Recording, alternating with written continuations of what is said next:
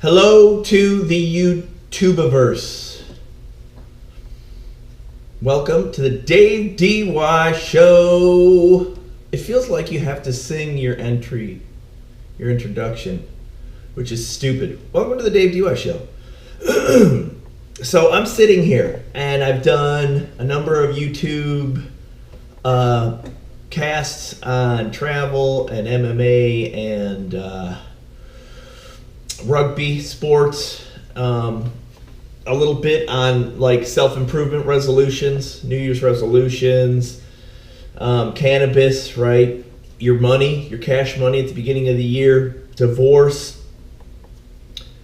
I'm all over the place. I did, activities, bowling. I've done a couple stills, some beach shot time, and some outdoor life in Colorado. Just watching the river roll by. What's the topic? Holidays. Here's the topic. I went to New York. I was in meetings. The meetings were in boardrooms. At the end of Tuesday, there was a scheduled meeting in the executive boardroom that we were in. We moved to a boardroom a floor above. We got to the floor above. And an individual, one of the individuals that was participating in our 2 days of meetings, fell ill. They became lethargic. They were quiet. They put their head in their hands. Quickly, in a matter of minutes, this individual, you saw their posture change, and you saw what, the normal event that occurs. It wasn't the case. Somebody that had discomfort or was coming down with a sickness, right? You saw somebody who was profusely starting to sweat. They were getting shakes. They were no longer coherent. They were focusing on their internal systems that were suffering. It was scary. Somebody approached him and said, "Hey, are you okay?" He said, "Yeah, I'm okay. I'm nauseous. Give me a second." You saw the medical emergency proceed. As I stated, they became more engaged in the emergency. And when that occurs with another human being, irrelevant to the environment that you're in, you could be at a dinner table, you could be in a crowd, you could be alone. The human body immediately takes over based on the severity of the event. And if you've ever been around people that have a dire, immediate medical emergency, heart attack, choking, stroke, any of those strange events, it's very quickly visible that this person has immediately assumed a critical event that's compromising their welfare, their life. We never gauge the magnitude, but you can tell quickly, this is out of my league. I need to control the situation, and I need to react efficiently and immediately to get this person to the right people for treatment, emergency medical personnel, and to get this person removed from making their decisions.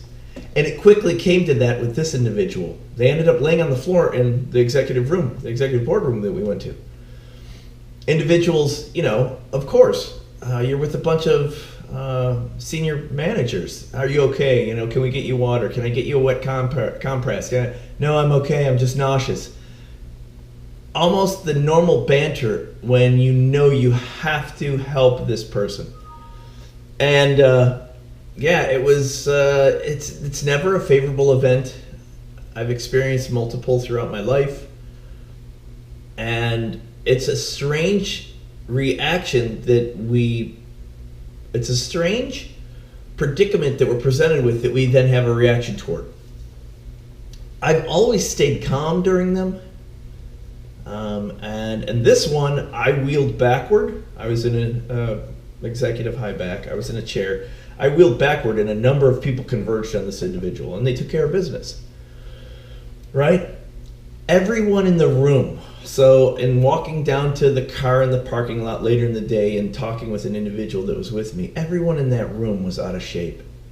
There were 2 people, and I'm heavy. There were 2 people possibly that were slender. Everyone else was probably in their mid to late 30s to 50s or 60s. They were all overweight. They were all overworked. They all had extremely high stress levels. They all had semi-sedentary lifestyles other than travel. They all had very high demands. They managed and maintained and ran senior professional roles. Strange. This guy, just had to cash in chips, man. It was, your time's up. And I reflected on that with an individual that I was walking downstairs to the car with. And he said, yeah, I stopped playing tennis 3-4 months ago. This stuff's been consuming my time. And I said, listen, that's a room full of walking dead men. And it's not casual, but we treat it as casual because we as individuals have to make our own decision for our physical health and welfare. There's no cop that says you have to do this. Barely do we get reprimanded in our physical lifestyles through your workplace, where maybe they ding you on your healthcare plan for smoking. They ding you for high cholesterol or whatever. If you don't take a physical at a lab and have blood tests run, they ding you. Or if you fall outside of certain guidelines. There's no enforcement for physical health in this country. And with excess, physical health goes out the door. The human condition shows up. And while there is a contingent, and it's a vast minority in this country, that our health and fitness and welfare and positivity and continuous improvement based in some or all facets of their life. And when you say physical fitness, your exercise, your diet, your sleep, those components that allow you to operate optimized physically and mentally optimized on a daily basis, right? And then you tie in, and there's so many extensions, right? Your genetic mapping. Do you have preconditions that, will very likely kill you, can kill you? Because there's 2 components to it, right? It's a genetic component of what you are and how you were made, and then it's an environmental component of where you live and what you experience. And you tie that to, they're tied together with behavior. The daily, weekly, monthly, annual activities and the behaviors that you've integrated into your lifestyle that impact or manage or control or don't your physical health and mental health. And it was shocking. And so it was easy for me to sit here and on this video, now 8 minutes in, to say, you know what? You have to take note of your own physical health. You have to have some physical daily output. And as people get older, the walking. I see a lot of people down here in the warm weather walking a lot.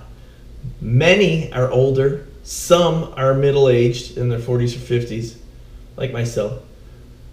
A few are younger. Probably the minority, a third, a fifth, young people. And they're running or they're very active.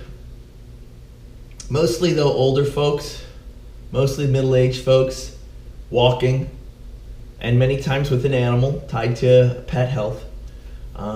You have to practice, integrate, and exhibit health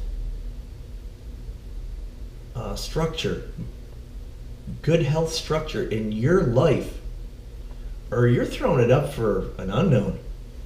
And I watched it again. I watched this guy have a heart attack, right? It catches up to you.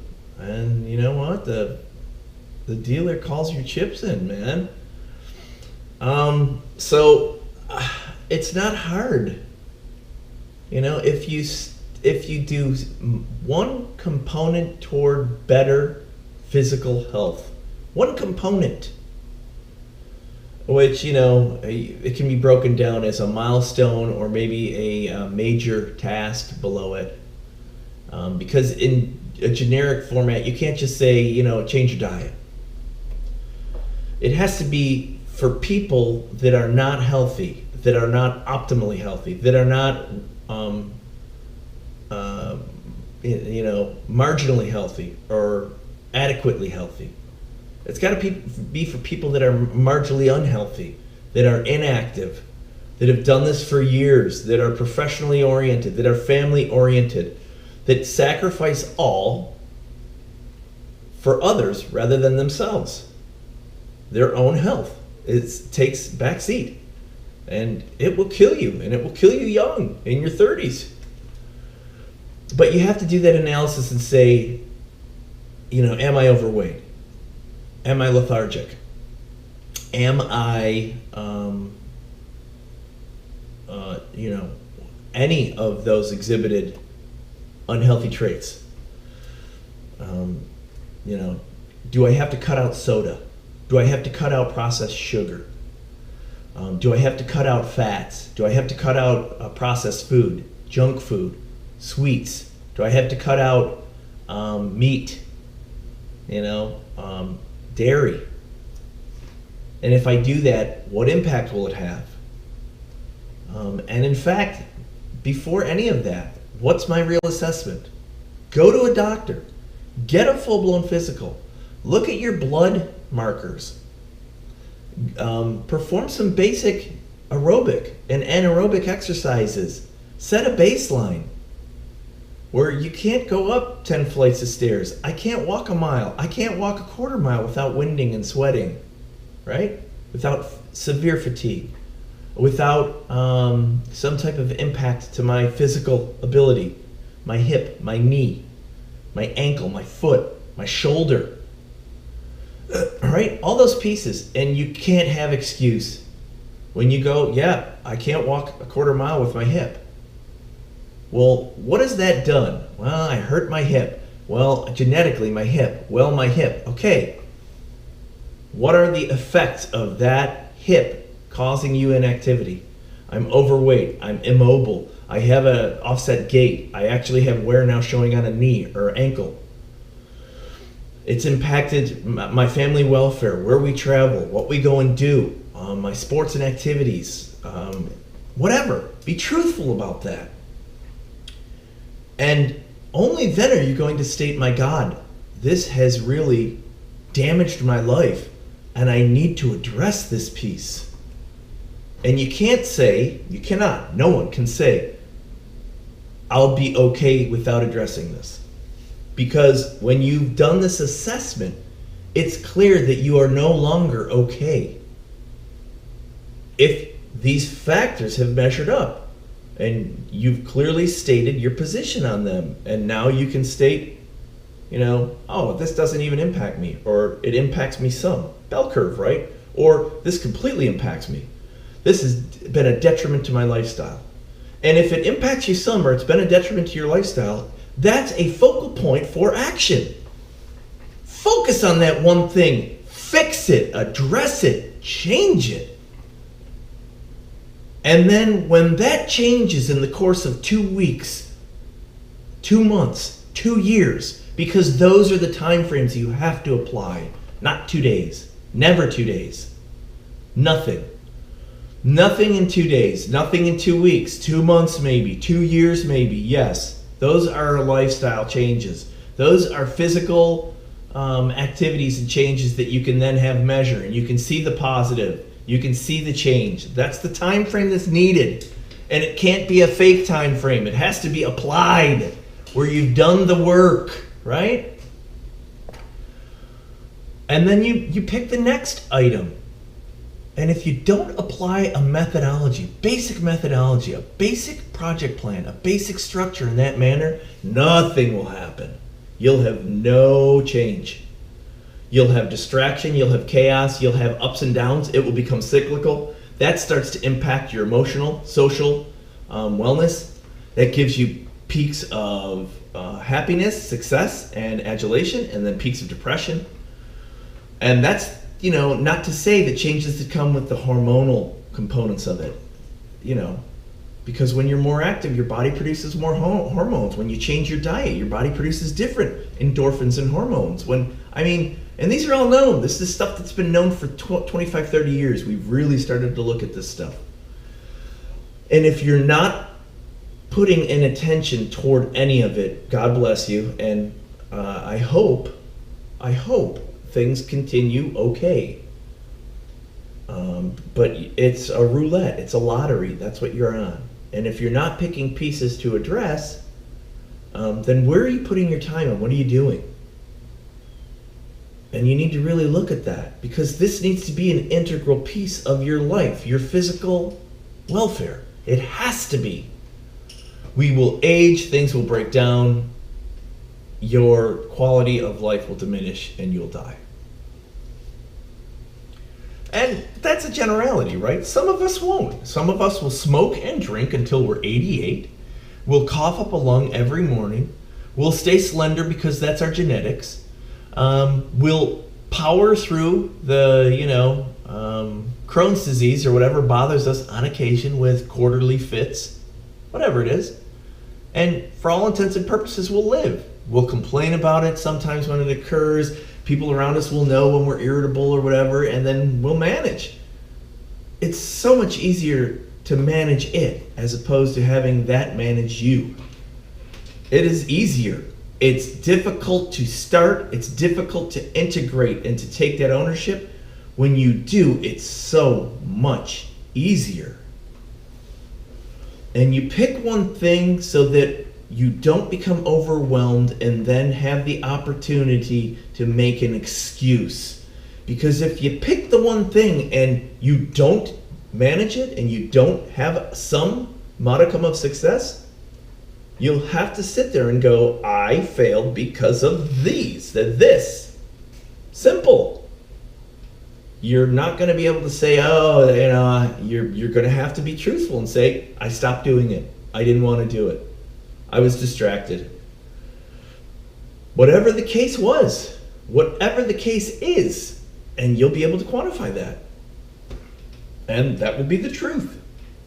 But you got to start to manage components, and you got to pick one.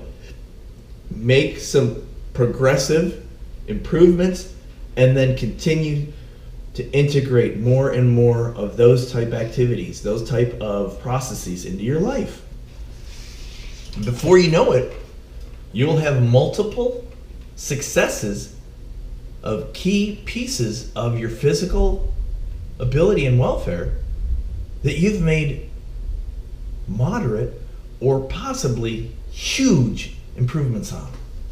And man, one huge improvement to something important in your physical welfare is addictive.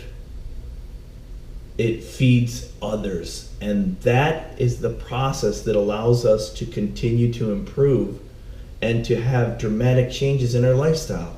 With your weight, with your muscle mass, with injury, with your cardio, your aerobic, your conditioning, your anaerobic, your muscle mass, your deficiencies, vitamin D, calcium, building bone mass, whatever it is. Your ability to use this machine to drive the benefits of this machine. Right?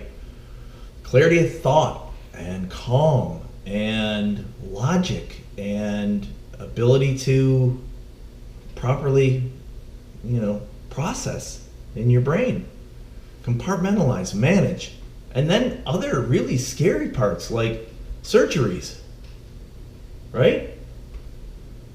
Whatever. And they will come. If you haven't had surgeries, you're lucky. Most of us at one time or another in our adult life have a surgery or surgeries. So I want to get the message out to pick a component and to focus on that component. Don't verbally Don't mentally follow any structure. Do it written, do it on a computer, digital, do it on a piece of paper, a physical medium, so that it can be reviewed. You can date it, you can go back, you can update it with accomplishments. You can take the snapshot in time when you produced it, apply it to the next day, the next week, the next month, and then you can tie that to another piece of media. A picture of you that shows the physical changes, that shows the muscular improvement, whatever. A capture of your endurance, your run time, so that your mile time drops by 30 seconds, 15 seconds, a minute, consistently. I started at 10 minutes, I'm now down to 9 minutes, 27 seconds. Monday, Tuesday, Wednesday, right? And when you do that, you will reap nothing but benefit. Guaranteed. Guaranteed.